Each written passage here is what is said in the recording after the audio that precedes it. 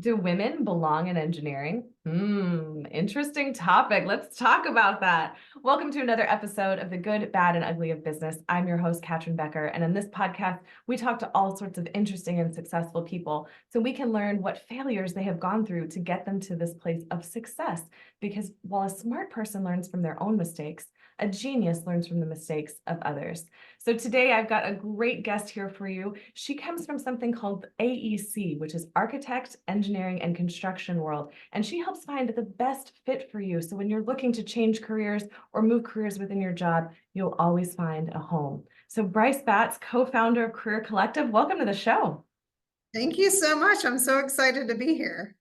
I am so excited to be here because, as my listeners know, and as you just learned, I came from engineering. And as a woman in a field that is male dominated, there are just some different things that we have to learn and adjust to. And, the question I asked at the beginning, do women belong in engineering, is a question that was actually asked to me when I was a freshman in college by another student where I went to school, which it just seems insane, right?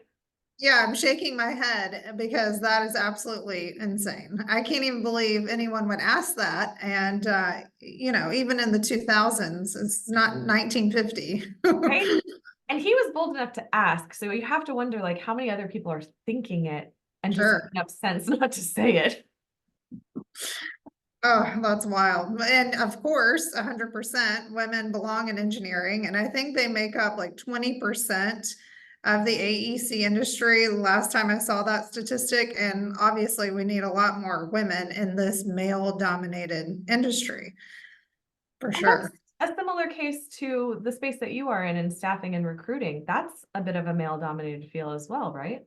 It is, and especially for the industry that I work in, the firm I was at before we opened Career Collective, I was the only female, which was very Oh, interesting. wow. Yeah, and it was a small firm and they had no maternity leave. So when I went, when I had my first daughter, I think I got a couple weeks off, and then with the second one, I got 2 weeks off. Woohoo! Absolutely insane. When I had my kids and I was breastfeeding and working, I, asked someone like, where can I go to do this? And they're like, well, can't you just use a bathroom? And I was like, no. Yeah, because I'd love to sit on the bathroom floor and pump. That's Right, to great. feed my children their entire meal, their entire food source. And it's still a problem. Unfortunately, I was talking to another woman who's in the AEC industry. She does marketing, and we were talking about a particular client we had both worked with. Beautiful brand new building that they've just built, and it had no mother's room, nowhere to pump. I'm like, why are we not thinking of these things now in 2024? And this may have been a few years ago when they started the building, but these are No. things we have to take into account, especially if we want to pull more women into the industry. And then if we want to keep them, Yeah. there are things we have to think about, flexible jobs, place to pump, things like that. All of those things. So, with the challenges of being in a male dominated field of just the AEC, and then a male dominated sector of that in recruiting, what are some of the challenges that you've seen, and what are some of the strategies you've had to overcome them? Yeah, I think unfortunately we do have to educate our counterparts as to what we need, but also I think it can be an advantage for women. I had a really amazing client base, and being in the role that I'm in now, have turned most of them over to my team. But I had such great relationships with them because I think I did come from a feminine energy, a female perspective of wanting to be solution focused and not just there to fill one job or two jobs. I really wanted to partner with them. So I was listening more, as most women do. I was more empathetic. And now it is our goal to have a very balanced workforce here at Career Collective where we have equal number, if not more, women than men. It's a bit of a different mentality. I mean, I have had a taste of what recruiting looks like. I did a stint when I was transitioning from career into entrepreneurship where I was working for the networking industry, BNI. and I was Mm, helping to form new chapters. And so in a way, finding these new people was a bit of recruiting. And not all of the people who were starting chapters were like this, but I did notice with some of the men, there was kind of this hunter sort of vibe of like, just get warm seats in the place, and that's what we need to do. Whereas I really wanted to make sure that it was a good fit for the individual, for the team that we were right. creating, because you spend like 5 to 6 hours a week with your BNI group, so between meetings and one-on-ones and other things. So it was really important to me to find right fit. Mm-hmm. Do you see this as well? Yeah, definitely. We don't want just a warm body or just butts in seats. We want to make that match. And it is head hunting. People call us headhunters for a reason. We're out there hunting for the right talent. And I know people get annoyed with recruiters constantly showing up in their LinkedIn inbox. But honestly, we're just trying to make the right match. And I always felt it was my personal mission if I was working with a client to find them that great fit.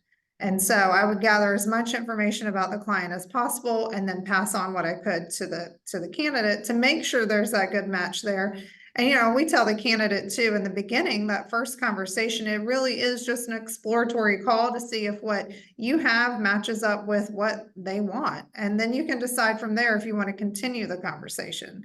And it's great when it's a great match on both sides and the hire happens. But when it doesn't, I would rather cut ties early on in the interview process than try to place someone and then find out 30, 60, 90 days later that they're not a good fit, or even a year later, because it's a big expense for the employer. And can you kind of, lift back the veil a little bit on how that works for payments? Because I've only ever been on the, candidate side of receiving those LinkedIn messages. So I don't really know exactly how it works within a firm like Career Collective. Yeah, so our clients pay our fees, and they range anywhere from 20 to 30%.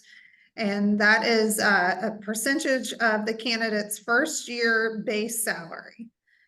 So, if an engineer is making $100,000, that could be a $25,000 fee that the client's paying to bring them on board. So we want to make sure they're the right fit and vet them as much as possible up front, and have the client do that as well, whether that's giving them a software test or, drug screen and background, checking references, which we do handle. But it's having all those conversations up front so we can make sure it's a good fit. And a lot of the firms we work with are small to mid-sized firms, just because the huge ones have an in-house recruiting team. So then it's relying on their onboarding process as well to make sure the person is integrated well, trained well from the beginning. So as a company, you can assess the type of job that they're going to do and if they're a fit. How do you, like, when you're a client and you're trying to get a new client, the firm itself, how does that conversation go? And are there ever any firms where you're like, ugh, I'm not sure that this is the right fit for me to work with? Yeah, I would say this is like any service-based business. You can speak from a coaching perspective or almost anything. When the client is not a good fit, there's typically red flags from the very beginning. And that could start with them beating you up on the fee, or not even being communicative from the beginning, because we can only provide the best service based on the communication that we get from the client. There's a lot of information we need up front so we can sell the opportunity to the candidate. Sure. These companies are competing for candidates, and they're competing with a lot of different firms. So we need to know, what are your benefits? What do you have competitive pay? What are the things that make you stand out? Is it your culture? Is it unlimited PTO? These are all things we want to know up front. And then we want to know what the process is going to look like as well. Is it one interview and done? Is it 4 interviews? Just so we can set the tone and the pace. Because oftentimes these candidates are interviewing with 3 or 4 different companies. And just like dating, the timing can be off, unfortunately. We'll tell our clients to slow down when they need to, because if, say you interview with one of my clients and they make you an offer, but you still have 4 more interviews to go on with 4 other different companies. Unfortunately, it's just human nature. You're probably going to forget about the first one you interviewed with. Mm, Then when all the rest of them ask you about the offer that you've already received, you tell them that offer and they're going to try to match it or just one up it. right, right. Oh, and that, so are there, do you help like negotiate like the countering going back and forth? Kind of We like do. mediator. It is, and I would say a recruiter's worst nightmare is a candidate who takes a counteroffer because they've gone through the interview process. We've gotten them an offer with one company or multiple companies, and then they decide to stay with their current firm Mm, because they have made them a counteroffer, which I always think is a bad idea. Take me out of it, but now your company knows you're looking for a new job. They know you're not happy, but they can't afford to lose you. So to put a Band-Aid on the situation, they give you more money. But typically you're not looking just because of money. There's also some other underlying factors. So have those things been improved upon? And if not, in a year, you typically find those people looking for a new job all over again. yeah, because what does the saying go? Something like people don't leave companies, bad company, they leave bad managers or something like that. Yes, exactly. Yeah, so unless you address the underlying cause. Yep. And so when you're coming up with these candidates, I mean, yes, there's the ones that are looking, but what about the ones that haven't been looking? Like they are happy where they are, but it also could be a case of they don't know what else is out there and maybe they haven't dreamed big enough. Exactly. Yeah. I always think it's great to just have a conversation. And that's why I say have the conversation with the recruiter, find out if it's something you're interested in, and potentially have a call with that company and see if it's something that makes sense for you. A lot of people are worried about confidentiality. I know AEC is a really small space, small industry. But they know that. They know, Joe Schmo down the street and his firm that he runs, and then his brother Bob that runs the other firm, and they know to keep it confidential. Honestly, that is how small it can be, especially in some cities. That's crazy. So Career Collective, you're located in Raleigh, North Carolina. Your partner, Edwin, is he also in Raleigh? He is. So we worked at a different firm together for over 10 years, and he and I were always vying for the number 1 or 2 sales spot. So we knew we'd make good teammates. We both have a really strong work ethic, but come at leadership from different angles. And I think that's what's made the partnership so successful is that we are so different, but still have the same end goal in mind. But he was in Denver and I was here in Raleigh. I have a family, so he said, I'll move to you. Raleigh's a great place to open a business. So our headquarters is here in Raleigh, and then we've got another office in Tampa. Oh, that's really fantastic. I love I love just exploring partnerships. You know, I had another guest on who talked about her current partnership has been really successful because of how similar they are and had an experience before where she had a very vastly different person and ultimately it didn't work out. So I'd love to kind of explore a little bit more about, the similarities and the differences and how you and Edwin kind of complete one another. Yes. I've been married 19 years. I have 2 kids. Congratulations. Thank you. So I feel like I know what it takes to make a successful partnership. And in partnering with him, I joked with all of my friends, I'm like, it's like being married to a second man because we have to talk finances. We have to talk about, really hard things. And in the 2.5 years, yes, we've had ups and downs and we've had some personal things happen as you would imagine. So it's being able to have those hard conversations and not stuff everything down. I'm not one to like, oh, I just love being vulnerable and having these conversations daily. I don't like everyone else. But you learn that that's what you have to do. So it's a lot of communication. We started off in a small co-working space. So it was very intimate, moved into a larger one, and then moved across the street. And now we have the whole 4th floor of this bank building. So it gives us lots of space. However, he and I share an office. It's large, but we're in there together all day, every day, and which is nice because we are able to discuss anything that comes up, he and I. And as I mentioned, like we're both very sales minded. We both knew we wanted to create a culture that was unlike the one we came from, because that was really what was lacking, was the culture and a place where you could be promoted beyond just being a recruiter or an account manager. So we have the same goals in place, but I will say he is very SOP driven. He's very detail oriented. I am more the marketing girl. I have a podcast. I'm about getting our name out there. So in those ways, we complement each other really Mm. well. Oh, that's really such an important distinction to have.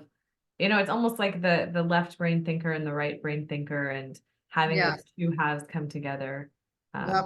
in a really harmonious way. I will be the first to tell you, I am not detail oriented, nor do I want to do any of that. I'm like, I just want to sell it and talk to clients and go to business, development events and networking things. Oh, I love that.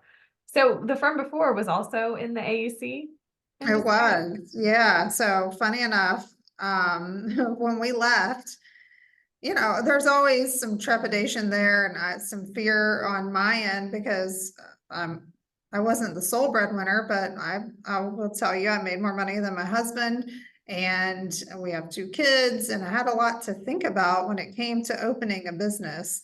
Um, so I had to put a lot of thought into if it was something I want to do, but my clients came, a lot of them contacted me after, and we decided to leave because we found out this is like such an insider Oh. story. We found out our non-competes no longer existed.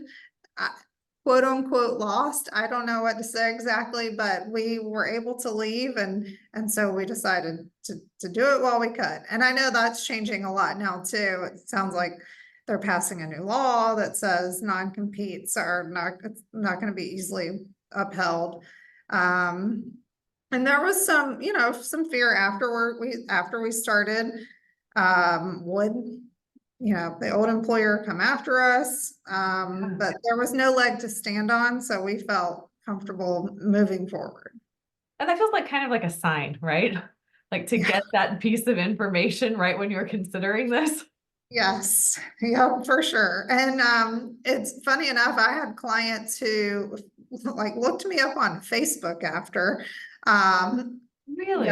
And then others who just contacted me on LinkedIn, or my cell number had been my cell number forever. So they would text me like, hey, where'd you go?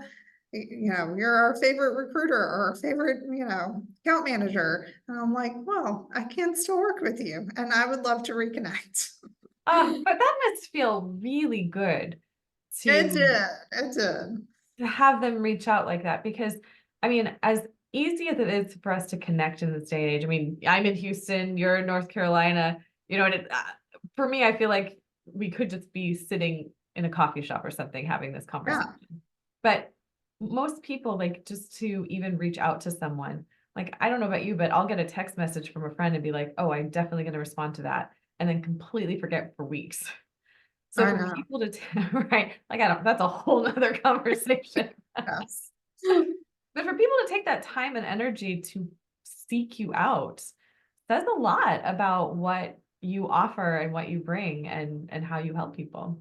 Well, thank you. I mean, that's a part of the job that I really love. And that's what we try to instill in our recruiters here, really developing those relationships and being solution focused, like I mentioned earlier. Yeah.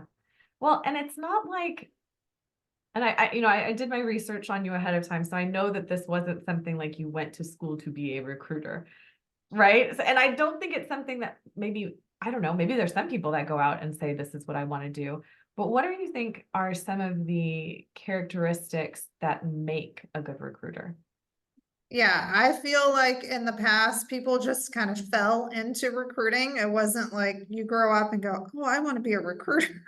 I mean, I didn't even know that existed until I was getting my MBA, and I met a girl who worked for the old company and said, you should do this. And my husband's in the industry. She's like, and he was my boyfriend at the time. She was like, you should do it. You'll know people, blah, blah, blah. So I ended up, saying yes to that. But I think as a recruiter, it takes somebody who's resourceful. Because you got to be willing to, as you mentioned, hunt down that candidate and try to find them wherever they are. And then we jokingly say it's like professional stalking because you've got to find them, you've got to stay on them and keep following up. But I think more than anything, it takes tenacity, and because it is sales, it is so up and down, and you've got to be somebody who's pretty even keeled, so you don't get too high on the highs and too low on the lows, because every day is different. So, I think just going back to the basics and being willing to make the connections, make the calls, and then be constantly looking for good people for your clients, which takes knowing the clients well. So you could have like a whole like stream of like past private investigators come on as recruiters. It's a whole new stream that was untapped potential. That's right.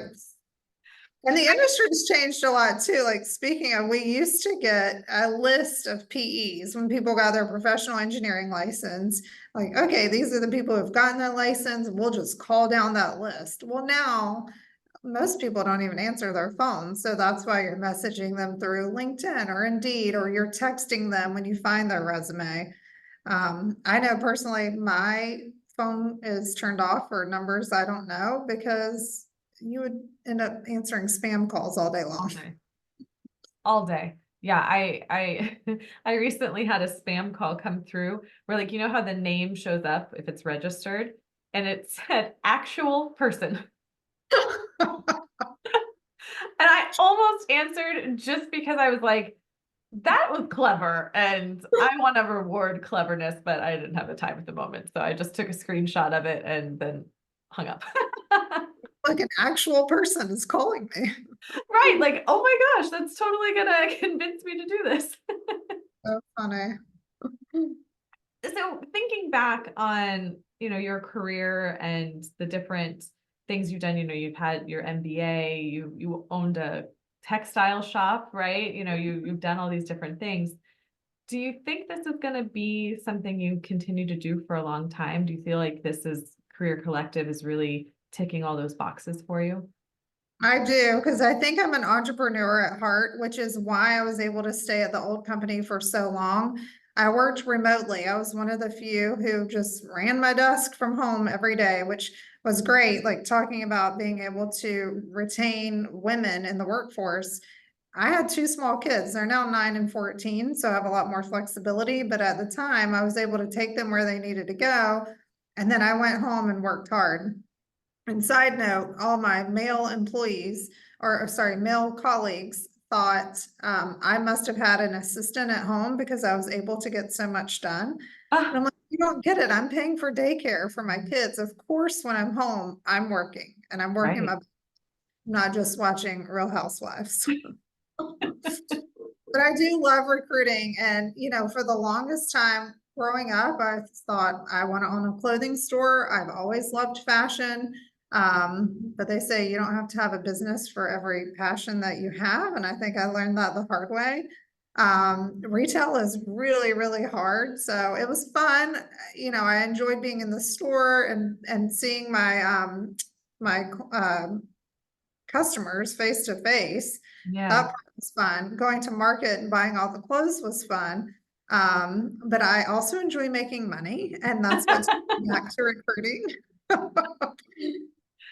Yeah, I talk about this a lot with different people that I'm working with about, it's a tall order for your passion to fulfill you financially as well. Yes. And I tried darn hard. It did not work. So do you do for yourself then, as far as passions go and hobbies? And, how do you balance that as a mom, as a wife, as a business owner, and as fulfilling your job requirements? Yeah, I'm loving the older ages that my kids are now, because we can go to the movies or go to a concert or just walk the dog together in the afternoon. So I love being with them. I am an extrovert. I like to be with people. So Seeing friends always fills my cup. I'm a crazy worker outer. I feel like for me, it is a way to relieve stress. So you will find me as one of those crazy people who gets up at 5 and goes to the gym because I like to get it done. And my family knows this. If I don't work out, I'm probably not going to be in the best mood. So I've got to work that into my day at some point. And I like doing it before I come into work because then I'm more awake. I've already done something really hard in my day and accomplished it. So I think mentally it sets you up for success. And if I go at lunch, sometimes I'm like, gosh, I am just dragging until I get that workout in at lunchtime. I'm the same. I can't work out in anywhere time other than the morning. And I had a really great routine. I have 2 kids as well, similar ages, 12 and 10. And Okay. it's June as we're recording this. So we are still in this like weird transition from summer. And so my Yeah. entire schedule has kind of been thrown off and I haven't had the same morning routine. So I'm kind of been a little off kilter these last I know week. it's hard. We just started summer as well, and it's a tough transition, and they call it Maycember. I'm like, there's so many things to Oh, do, and right. it's crazy. So we've checked that box, and now moving into June, I'm like, I look forward to summer too, because as moms, we don't have to stay on top of them to get homework done, and sports die down a little bit, so it's kind of a nice break. Well, now I'm just schlepping them to camps and friends' houses and Oh other yeah, things. It's just you're the move. taxi driver. Yeah. Yeah. I find myself working much later hours in the summer because I'm so interrupted during the Yeah, day with them. yep. So my last question for you before we wrap up is, do you see yourself staying in the AEC field, or do you feel like there might be some potential down the road for Career Collective to open up to other industries?